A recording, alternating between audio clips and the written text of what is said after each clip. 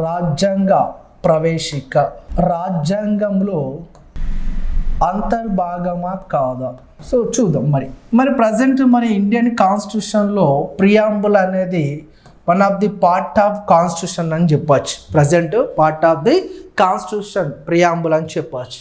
కానీ ఇక్కడ ఫస్ట్ స్టార్టింగ్లో చూసినట్లయితే మన రాజ్యాంగం అనేది ఇక్కడ రాజ్యాంగ ప్రవేశిక ఇక్కడ సుప్రీంకోర్టు యొక్క మాజీ న్యాయమూర్తి అయిన పిబి గజేంద్ర గడ్కారీ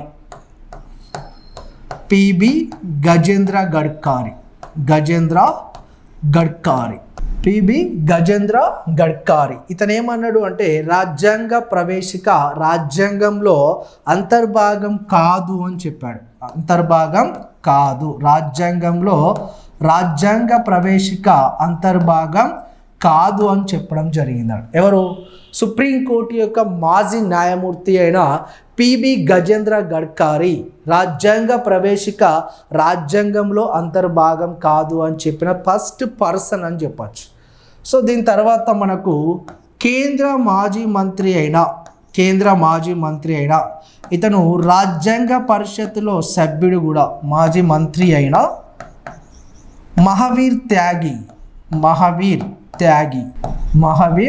త్యాగి రాజ్యాంగ ప్రవేశిక అనేది రాజ్యాంగంలో అంతర్భాగమే అని చెప్పిన ఫస్ట్ పర్సన్ అని చెప్పచ్చు. ఇతను ఎవరు?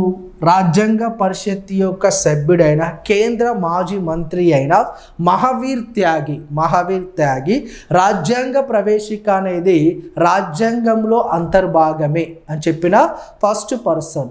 పిబి గజేంద్ర గడ్కారీ ఏమన్నాడు? ప్రియాంబుల్ అనేది రాజ్యాంగంలో అంతర్భాగం కాదు అని చెప్పిన వ్యక్తి. మహావీర్ త్యాగి రాజ్యాంగంలో ప్రవేశిక అనేది అంతర్భాగమే అని చెప్పిన వ్యక్తి అని చెప్పచ్చు. సో ఇక్కడ నెక్స్ట్ ఫస్ట్ టైం సుప్రీంకోర్టు మనకు 1951లో AK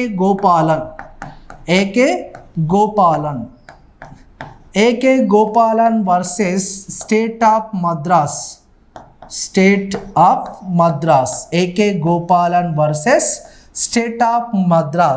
preamble is a not part of the constitution అని చెప్పాడు. Preamble is a not part of the constitution.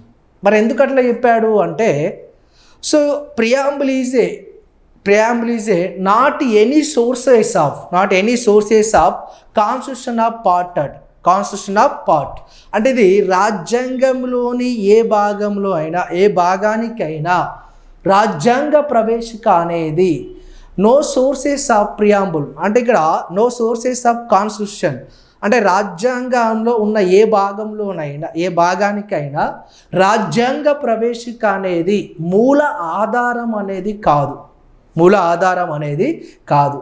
కాబట్టి ఈ రాజ్యాంగ ప్రవేశిక అనేది న్యాయసమ్మతమైనది కాదు, non justiciable. Preamble is a non justiciable but preamble is a not part of the constitution అని చెప్పిన కేసు ఏంటిది? 1951 AK Gopalan versus state of Madras case అని చెప్పింది. ఏం చెప్పారు ఇక్కడ?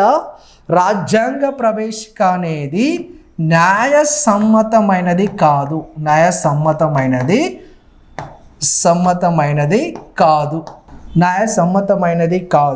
నెక్స్ట్ రాజ్యాంగ ప్రవేశిక నో సోర్సెస్ ఆఫ్ కాన్స్టిట్యూషన్ రాజ్యాంగానికి రాజ్యాంగ ప్రవేశిక అనేది ఏ విధమైన మూలాధారం అనేది కాదు. కాబట్టి ఇది ఇంప్లిమెంటేషన్ చేయడానికి వీల్లేదు